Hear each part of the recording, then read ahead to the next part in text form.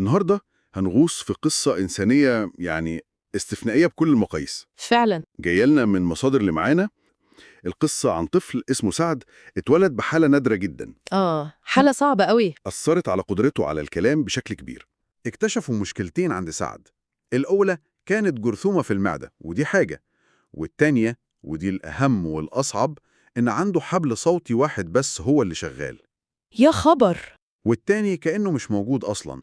الحل الوحيد عملية جراحية دقيقة جداً ومكلفة جداً جداً، ولازم تتعامل بره في الهند.